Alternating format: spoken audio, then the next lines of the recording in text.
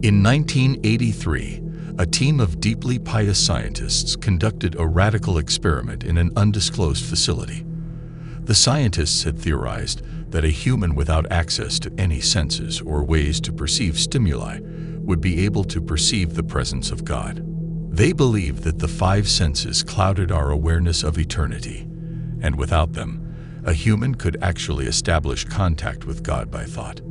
An elderly man who claimed to have nothing left to live for was the only test subject to volunteer.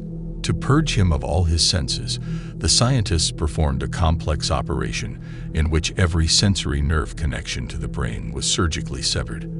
Although the test subject retained full muscular function, he could not see, hear, taste, smell, or feel. With no possible way to communicate with or even sense the outside world, he was alone with his thoughts.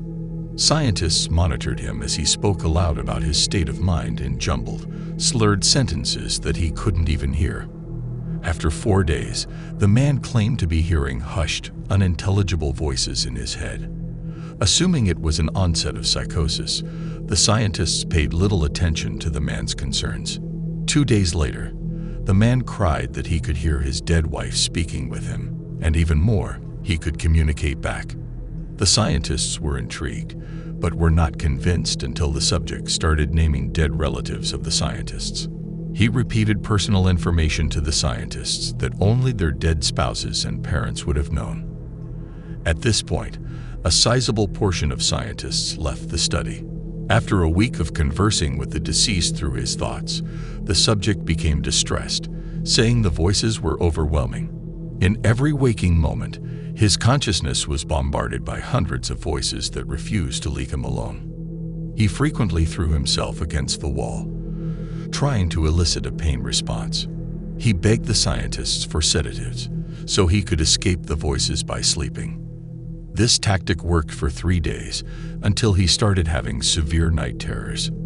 The subject repeatedly said that he could see and hear the deceased in his dreams. Only a day later, the subject began to scream and claw at his non-functional eyes, hoping to sense something in the physical world. The hysterical subject now said the voices of the dead were deafening and hostile, speaking of hell and the end of the world.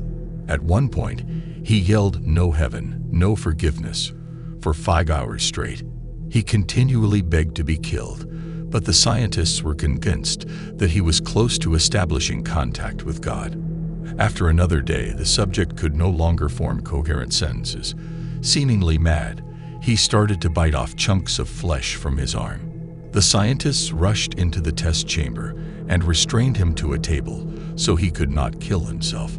After a few hours of being tied down, the subject halted his struggling and screaming. He stared blankly at the ceiling as teardrops silently streaked across his face.